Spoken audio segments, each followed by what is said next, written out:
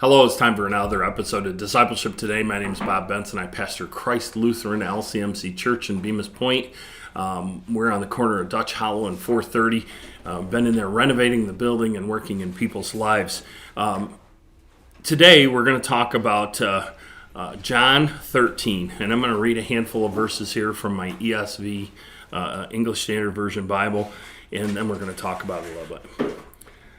And it starts out in verse 1 of chapter 13 of John. Now before the feast of Passover, when Jesus knew that his hour had come to depart out of this world, having loved his own who were in the world, he loved them to the end.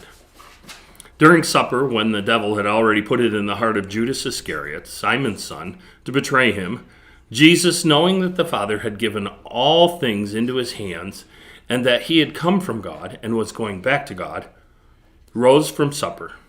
He laid aside his outer garments and taking a towel, tied it around his waist. Then he poured water into a basin and began to wash the disciples' feet and wipe them with the towel that was wrapped around him. He came to Simon Peter, who said to him, "Lord, do you wash my feet?" Jesus answered him, "What I am doing now you do not understand now, but afterwards you will understand." Peter said to him, "You shall never wash my feet." Jesus answered him, "If I do not wash your feet, you have no share with me." Simon Peter said to him, "Lord, not my feet only, but then also my hands and my head." Jesus said to him, "The one who has bathed does not need to wash except for his feet, but is completely clean. And you are clean, but not every one of you." For he knew who it was that would betray him. That is why he said, "Not all of you are clean." When he had washed their feet, he put on his outer garment and resumed his place. And he said to them, "Do you understand what I have done to you? You call me teacher and Lord, and you are right, for so I am. If then your Lord and teacher have washed your feet, you also ought to wash one another's feet. For I have given you an example, that you also should do just as I have done to you. Truly I say to you, a servant is not greater than his master, nor a messenger greater than the one who sent them." And that's verse 16.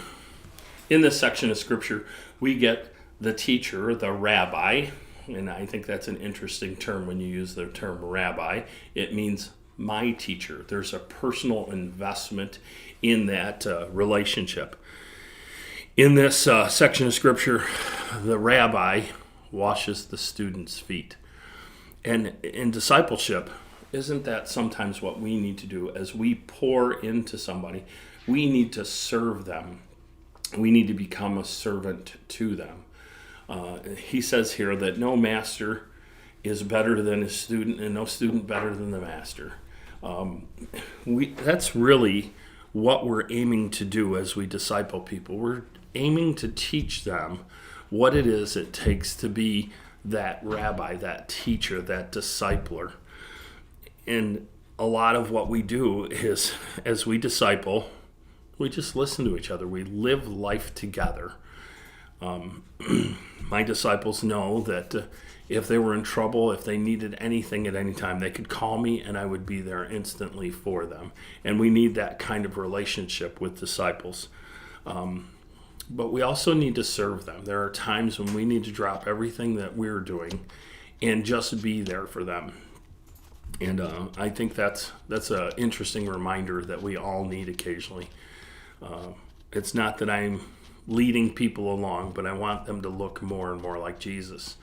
And if Jesus can take off his outer garment, wrap himself in a towel, and wash his disciples' feet, I can too. And that's my encouragement for you today, is to serve your disciples. Be a servant, have a servant's heart. So for Discipleship Today, my name is Pastor Bob Benson. Thank you for taking the time to watch.